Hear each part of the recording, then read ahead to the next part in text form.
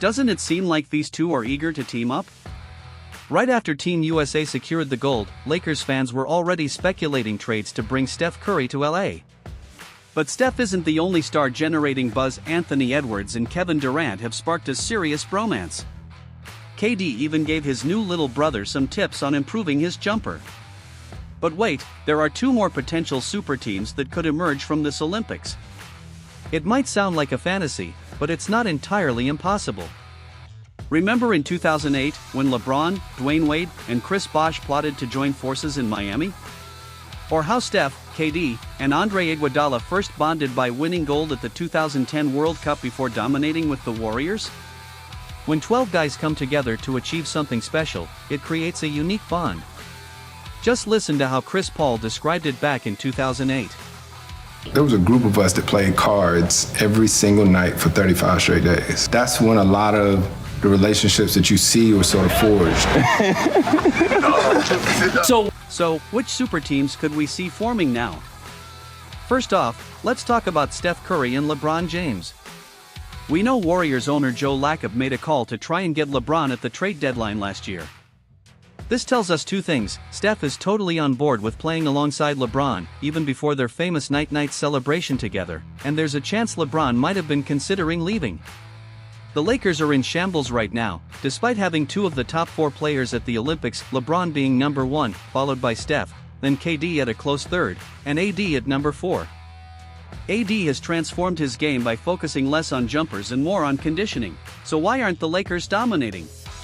LeBron might want to savor his time with Team USA, because he's going back to a team with Cam Reddish, Gabe Vincent, Jalen Hood-Schifino, and D'Angelo Russell. Sad but true. And to make things worse, someone compared DLO to Steph Curry, and he humbly agreed, "Sorry, but that's delusional." Let's be honest, the Warriors have their own issues.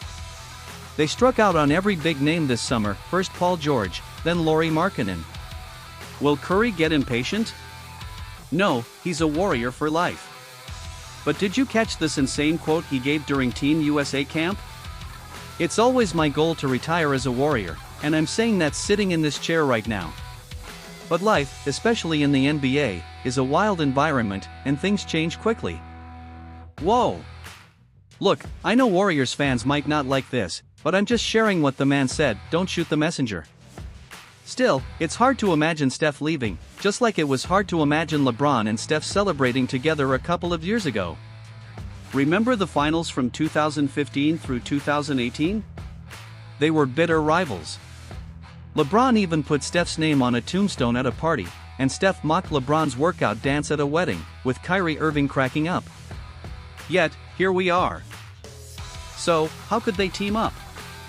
I kind of like Nick's suggestion because it brings them together on a third team. Neither guy is going to join their rival. But Nick Wright missed one crucial piece. The Spurs could get LeBron, Steph, and Bronny James. That's what Nick overlooked. The Lakers would receive Keldon Johnson, Harrison Barnes, and 2 great picks, while the Warriors get Devin Vassell, Keldon Soko, and 2 great picks. Bronny has to be included in this deal. There's no way LeBron puts his reputation on the line to get Bronny drafted and then doesn't follow through on the dream.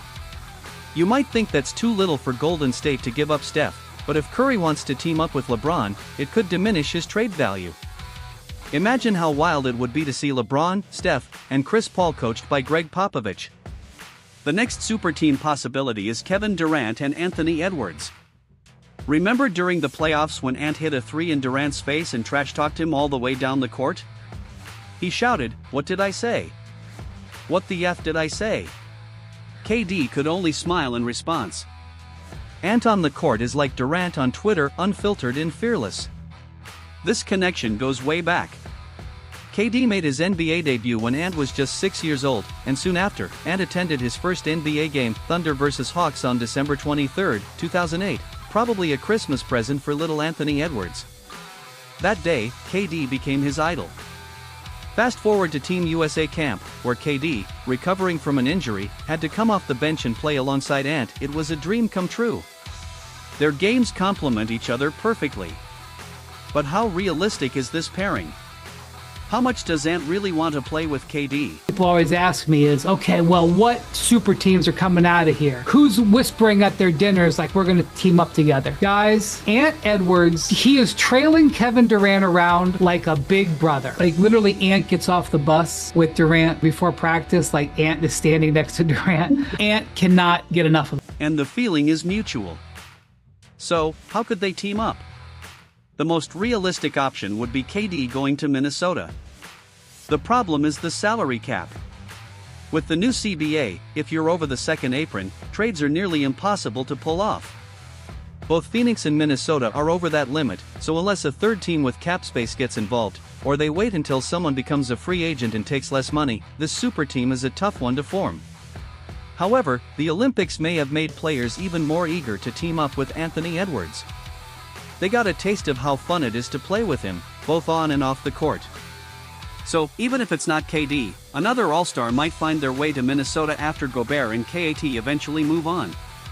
Now, the third potential super team is something we've already seen. There's a chance that playing under Steve Kerr with Steph Curry reminded Kevin Durant of the old days. Leaving the Warriors was obviously a bad decision for KD, his career has been in turmoil ever since. Even KD's mom admitted they could have won 20 titles if he stayed. Here's a stat that blew my mind. Steph and KD together are 3-0 in elimination games with the Warriors, 4-0 together at the World Cup, and 3-0 at the Olympics. When their backs are against the wall, Steph and KD together don't lose, a perfect 10-0. If KD returns to Golden State, it wouldn't be like joining them in 2016, the Warriors are now in trouble, and KD would be the savior. This could even help validate the 2 championships he won with them before. But let's not forget about the younger players beyond Anthony Edwards. If the Suns implode this year or next, who knows what might happen with Devin Booker? Steve Kerr went out of his way to praise Booker, even stopping a press conference to talk about how great he was.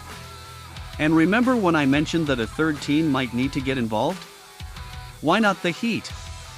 These stars just played with Bam Adebayo and had Eric Spoelstra as an assistant coach. Stars love going to Miami. If any of this happens, I guarantee we'll hear that their time together at the 2024 Olympics is where it all started. But someone in the comments is probably reminding me right now of when I called Steph Curry basically a role player. He wasn't playing well at the time, then he popped off and made me look like an idiot. I've officially apologized, and now I'm predicting that the road to gold in 2028 won't be as easy.